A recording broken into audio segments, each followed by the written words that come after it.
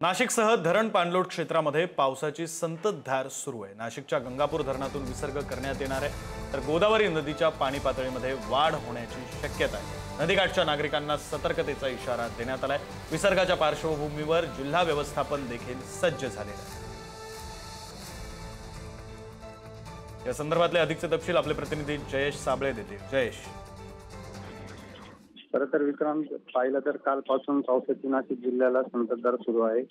आज रोजी हवामान विभागाकडून नाशिक जिल्ह्याला ऑरेंज अलर्ट देण्यात आलेला आहे। सकाळपासूनच पावसाची संततधार ही सुरू असल्यामुळे धरण पाणलोट क्षेत्रामध्ये देखील संततधार सुरू असल्यामुळे गंगापूर धरणाच्या पाणी पातळीत देखील मोठी वाढ झालेली आहे।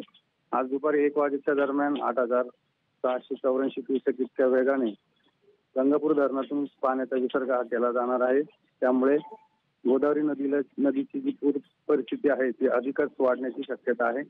पुराचं मापदंड समजल्या जाणाऱ्या दुतोंड्या मारुतीच्या छातीच्या वरती आता पाणी येऊन ठेपले। त्यामुळे ही गोदावरीची परिस्थिती जी आहे, पुराची परिस्थिती ही अत्यंत मोठी होत असल्याचे दिसून येते। याचबरोबर ग्रामीण भागातून वाहणाऱ्या गोदावरी नदीच्या पुराच्या पाण्यामुळे पुढे सायखेडा, चांदोरी या गावांना देखील मोठा फटका बसल्याचं दिसून येतंय।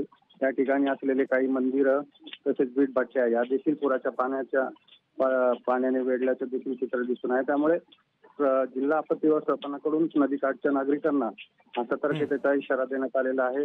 बरं जयेश, या सगळ्या परिस्थितीकडे लक्ष असू द्या। तुर्तास धन्यवाद दिलेल्या या सगळ्या तपशिलांसाठी।